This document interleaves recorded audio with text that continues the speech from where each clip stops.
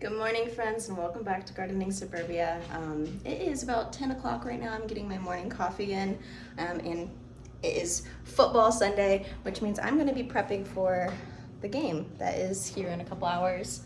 I am a Cincinnati Bengals fan, and I actually am curious, how many of you guys watch football, and who is your favorite team? I know football community's a bit weird. People root for teams for their whole lives. I recently just got into football because my boyfriend loves football. My family is actually Colts fans, so sorry guys. Today I'm rooting for the Bengals. But I am actually gonna be going out into my backyard and harvesting a good amount of my peppers. It has been getting quite cold, quite chilly at night. Peppers do not really like the temp below 50. 40 is like when they're probably gonna be dying back.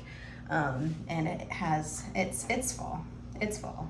And it's sad because that means the summer garden's gone. I actually need to empty out my harvest basket that currently has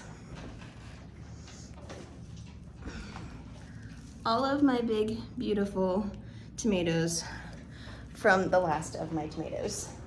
So these guys have been ripening on my kitchen table. I'm going to put them on my counter, I think today, so I can use this harvest basket for my peppers. But we're gonna go outside and we're gonna get a big, beautiful harvest of peppers. And then hopefully I will deal with those quickly because I'll need to. But let's go outside and get some peppers.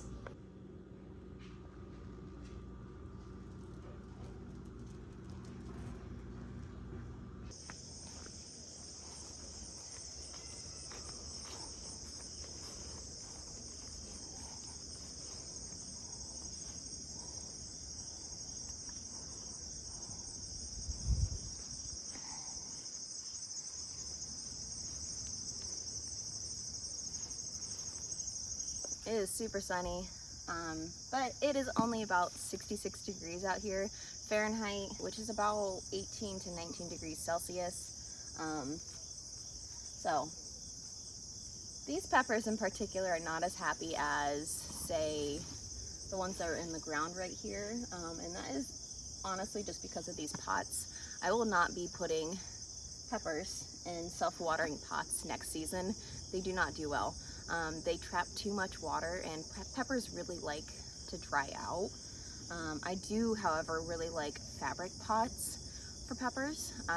That one did fantastic until my dog decided to rip it in half with his lead. That's a different story. So I have a good amount of Death Spiral. These aren't completely ripened yet because they do turn like a dark red, but I'm gonna go ahead and harvest these anyhow, because these guys are going to become some pepper powder to keep the squirrels away. I'm gonna leave the green ones on here. They may or may not do anything, which is fine.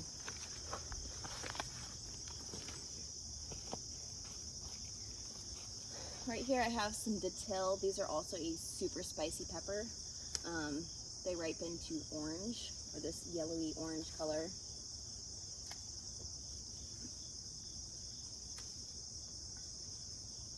And we have a ton on here that are green, so I may end up harvesting these green. I'm gonna do some research. I'm curious to see if harvesting them younger will mean that they're not as spicy.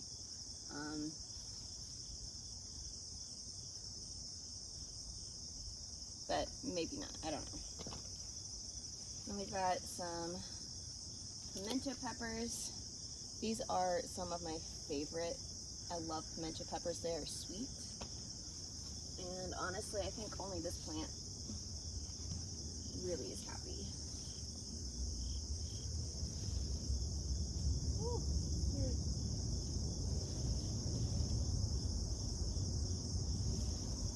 all right, we're gonna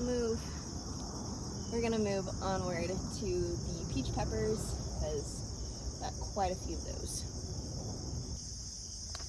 So these peach peppers have been so prolific They are this beautiful peachy color, and I'm going to be making some hot sauce with these ones. I already have harvested so many of these, and I have a ton of them in my freezer. Those are going to be for my peach pepper jam. These ones I'm going to make hot sauce out of.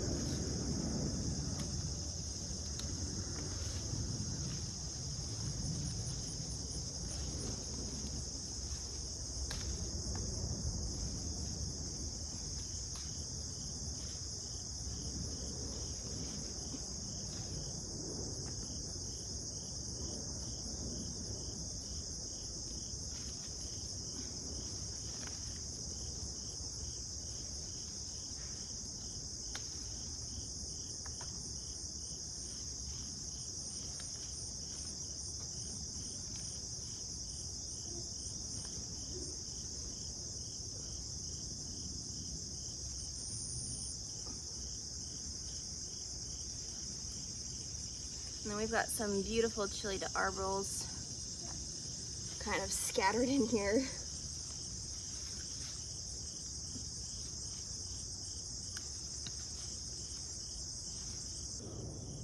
I forgot to turn on the record button. So I went through and I harvested all of my jalapenos, which I have a pretty good, there's a couple handfuls in here. So what I was saying was that this is a really good second succession of jalapenos. They're not big and beautiful because there are some irregularities, but these are still so edible. I do have a few in here that are red. So this is a jalapeno that is at its maturity. When jalapenos are fully mature and ready to come off, they are red. We typically see them as green. That's an immature jalapeno. But these guys are made into sriracha. So if you guys really love sriracha, this is what you want to look for, the red jalapenos. I do not have enough to make sriracha, and that is not one of my goals this season. So maybe next year. But these guys are actually the last of my jalapenos. I completely stripped all of my plants of the peppers, and there's not there's no more flowers on it. There's no more immature fruit besides this little tiny guy. So it's not going to really be enough time for these guys to set flowers and fruit before my first frost, which is October 21st here in my zone, and I'm zone 6. So my jalapenos are done for the season, which is sad, but it is what it is. Next season we'll do jalapenos again. But I'm gonna have a really good harvest of, or I'm gonna have a few recipes for jalapenos this season, which is awesome. So the next pepper that I'm gonna be doing or harvesting are my Ancho Grande poblano peppers. Some of these aren't quite as big as the ones that you see in the stores. Sometimes those guys can get like massive.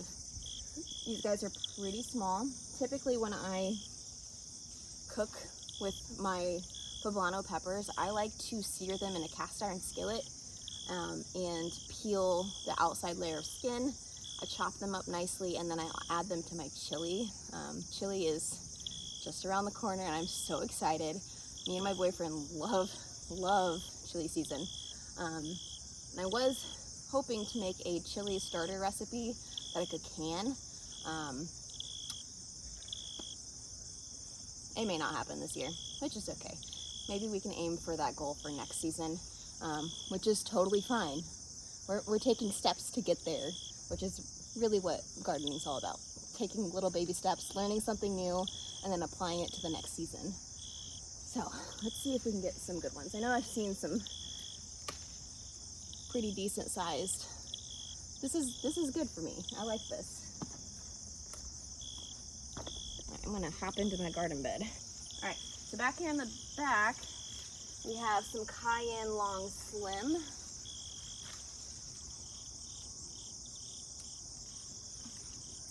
And these guys are a beautiful shade of red. I am excited. I might make these into pepper flakes, just because these guys are so abundant. So these are a mixture of cayenne long slim and then our our chili de arbol peppers. There's not much of a difference in their shape. They are a little different in flavor, a little different in spice level. The chili de arbol are a little thicker, you can kind of tell, but it's pretty indistinguishable from each other. So I'm gonna pick all these, and I'll probably just treat them all the same when processing.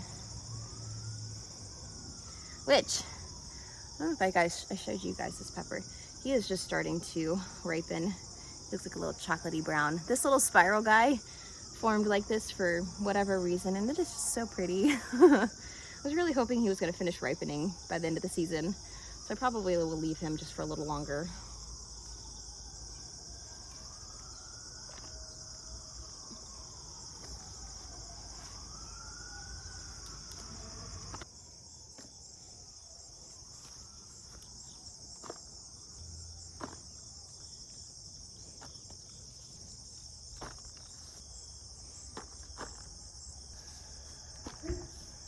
Thank you guys so much for joining me on this pepper harvest. I hope you guys have had a beautiful pepper harvest as well.